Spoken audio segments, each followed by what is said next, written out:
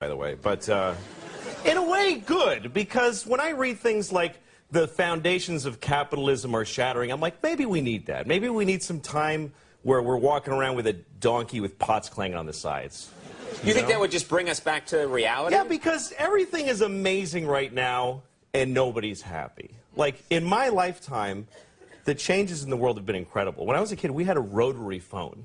We had a phone that you had to stand next to, and you had to dial it. Yes. You realize how primitive? You're making sparks in a phone, and you actually would hate people with zeros in their numbers because it was more like, oh, this guy's got 2 zeros. Screw that guy. Why do I want to? Yeah. And then if they called and you weren't home, the phone would just ring lonely by itself. And then if you wanted money, you had to go in the bank for when it was open for like 3 hours. You had to stay in line, write yourself a check like an idiot. And then when you ran out of money, you just go, well, I can't do any more things now. Right. I can't do any more things. That's it, yeah. That was it. And even if you had a credit card, the guy would go, ugh, and he'd bring out this whole shunk, and he'd write, he'd have to call the president to see if you have any money. And it's all true, kids. You had to call the president, yeah. It was ridiculous. Yes. Do you feel that we now, in the 21st century, we take technology for granted? Well, yeah, because now we live in an amazing, amazing world, and it's wasted on the crappiest generation of just spoiled idiots that don't care, because this is what people are like now. They got their phone, and they're like, it won't. Give it a second. It's going to space. Can you give it a second to get back from space? Is the speed of light too slow for you? Yeah.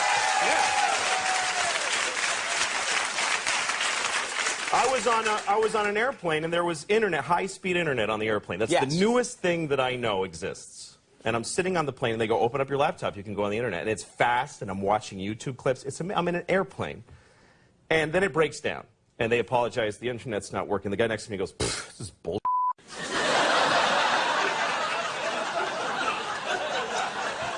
Like, how quickly the world owes him something he knew existed only 10 seconds ago. Right. And on planes,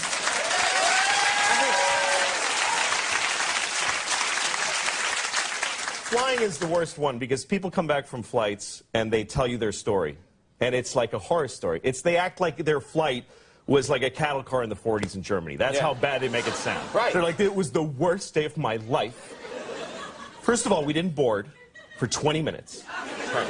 And then we get on the plane, and they made us sit there on the runway for 40 minutes. We had to sit there. Oh, really? What happened next? Did you fly through the air incredibly like a bird? Did you partake in the miracle of human flight, you non-contributing zero, that you got to fly? You're flying!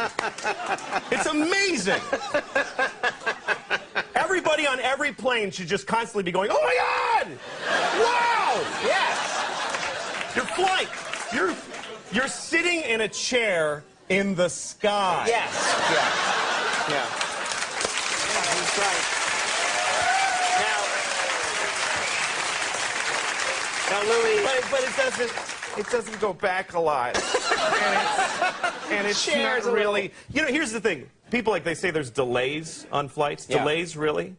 New York to California in 5 hours. That used to take 30 years to do that, and a bunch of you would die on the way there and have a baby. You'd be a whole different group of people by the time you got there. Now you watch a movie and you take a dump and you're home. Yeah.